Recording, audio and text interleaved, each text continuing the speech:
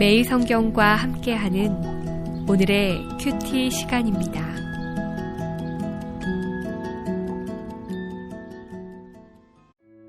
(8월 14일) 오늘의 말씀은 에스겔 21장 18절에서 32절입니다. 여호와의 말씀이 내게 임하여 이르시되, 인자야, 너는 바벨론 왕의 칼이 올 두 길을 한 땅에서 나오도록 그리되 곧 성으로 들어가는 길 어귀에다가 길이 나뉘는 지시표를 하여 칼이 암몬 족속의 랍바에 이르는 길과 유다의 견고한 성 예루살렘에 이르는 길을 그리라. 바벨론 왕이 갈렛길 곧 두 길 어귀에 서서 점을 치되 화살들을 흔들어 우상에게 묻고 희생제물의 간을 살펴서 오른손에 예루살렘으로 갈 점괘를 얻었으므로 공성퇴를 설치하며 입을 벌리고 죽이며 소리를 높여 외치며 성문을 향하여 공성퇴를 설치하고 토성을 쌓고 사다리를 세우게 되었나니, 전에 그들에게 맹약한 자들은 그것을 거짓 점괘로 여길 것이나 바벨론 왕은 그 죄악을 기억하고 그 무리를 잡으리라.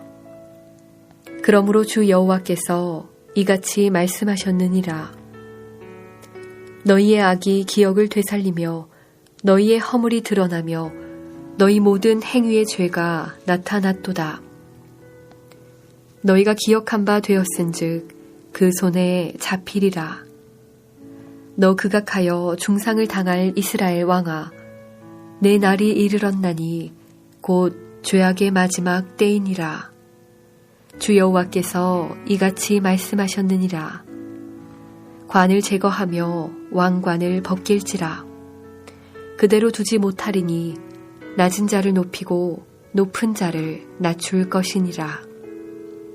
내가 엎드러뜨리고 엎드러뜨리려니와 이것도 다시 잊지 못하리라. 마땅히 얻을 자가 이르면 그에게 주리라. 인자야, 너는 주 여호와께서 암몬 족속과 그의 능욕에 대하여 이같이 말씀하셨다고 예언하라.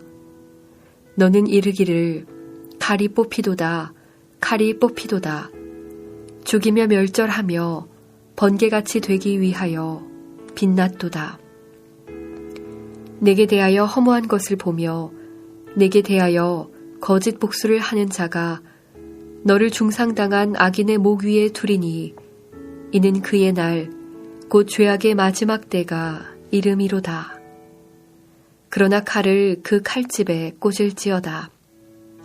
내가 지음을 받은 곳에서, 내가 출생한 땅에서 내가 너를 심판하리로다.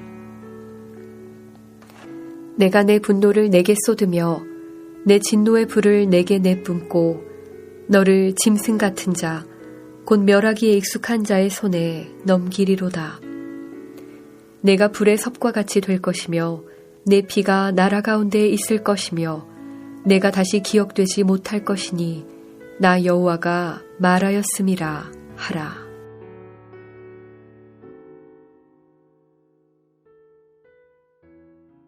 (8월 14일) 수요일 아침입니다. 오늘도 소망 중에 나아가는 귀한 하루 되시길 축복합니다. 오늘 말씀은 어제 본문과 연이어 예루살렘과 성소 그리고 이스라엘 땅에 임할 하나님의 칼의 심판과 관련된 말씀입니다.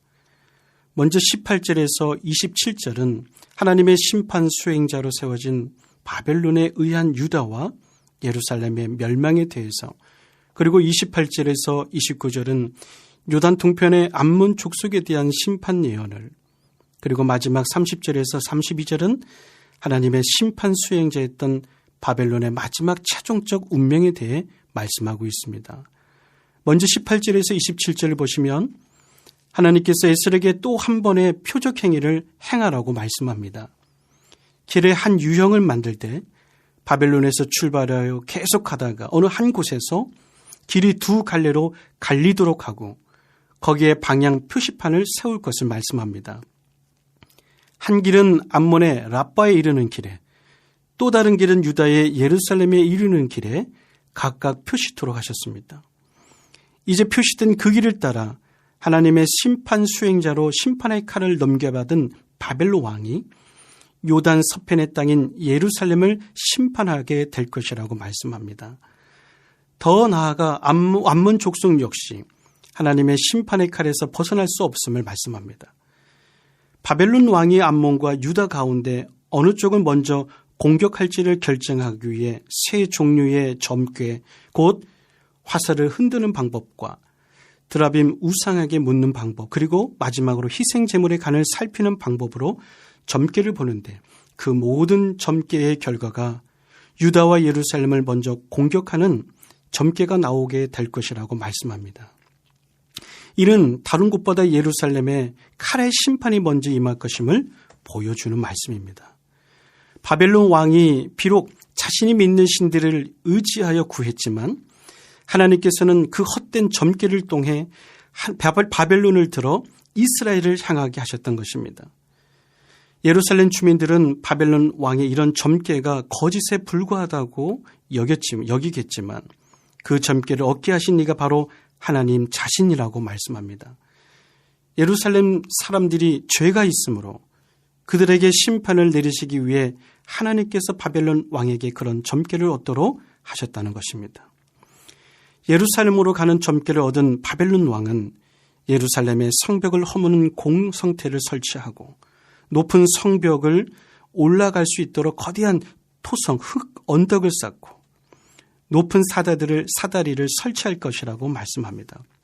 그리고 그들이 예루살렘 성을 에워싸고 마침내 그들에게 예루살렘이 함락되고 말 것이라고 말씀합니다. 그때 비로소 예루살렘 사람들이 지은 은밀한 모든 죄가 만천하에 드러나게 될 것이라고 말씀합니다. 본문 24절은 이렇게 말씀합니다. 그러므로 주 여호와께서 이같이 말씀하셨느니라. 너희의 악이 기억을 되살리며 너희의 허물이 드러나며 너희 모든 행위의 죄가 나타났도다. 너희가 기억한 바 되었은즉 그 손에 잡히리라. 예루살렘의 악과 허물과 죄를 만천하에 폭로하시고 25절의 표현대로 극악하여 중상을 당할 유다의 왕인 시드기야에게 최후의 형벌을 선고하게 될 것이라고 말씀합니다. 그의 지위를 빼앗고 그를 철저히 낮추실 것이라고 말씀합니다. 그 일을 통해 하나님께서 낮은 자를 높이고 높은 자를 낮추시는 분이심을 드러낼 것이라고 말씀합니다. 마땅히 높일 자를 낮추고 낮출 자를 높였던 그릇된 그 시대의 질서를 제대로 확립하시겠다는 말씀입니다. 누가복음 1장 51절에서 53절 마리아의 찬가에서도 하나님이 어떤 분이신지를 소개합니다.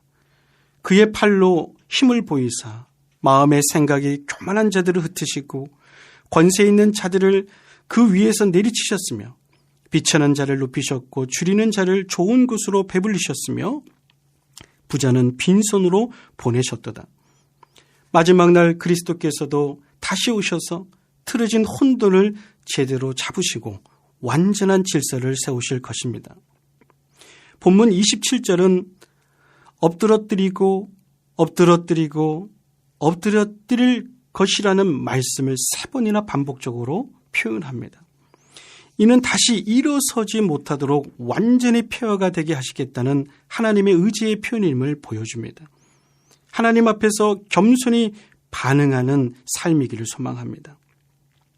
하나님 앞에서 교만히 행한 삶의 결과가 어떠한지를 오늘 귀한 말씀은 오늘 이 아침 우리에게 증거합니다. 또한 본문 28절에서 29절은 암몬에 대한 심판 선언을 말씀하고 있습니다. 암몬은 요단 동편에 위치한 족속으로 롯의 후손들이었습니다. 이들은 이스라엘 민족 가까이 살면서 이스라엘을 괴롭히는 백성이었습니다. 하나님이 아닌 우상을 숭배하는 이들이었습니다. 하나님께서는 예루살렘에 임했던 칼로 그 땅 역시 그대로 심판하실 것이라고 말씀합니다. 마지막 30절에서 32절은 칼의 운명에 대해 말씀하고 있습니다. 하나님의 심판 수행자로 칼이 되어 유다와 암몬을 심판했던 바벨론 역시 하나님의 심판에서 벗어날 수 없음을 말씀합니다. 본문 30절에서 하나님은 바벨론 왕에게 칼을 칼집에 넣으라고 꽂으라고 명령하십니다. 이는 그에게 위임했던 칼의 역할이 다 끝났음을 보여줍니다.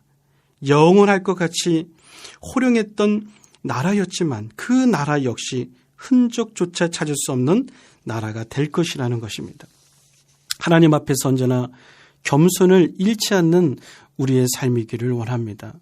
하나님의 백성이라는 신분적 특권에 사로잡혀 살기보다 그 특권에 합당한 책임과 의무를 다하는 저와 여러분의 삶이기를 원합니다. 오늘 하루도 그러한 삶을 살아내는 저와 여러분의 귀한 삶이 되기를 주의 이름으로 축복합니다.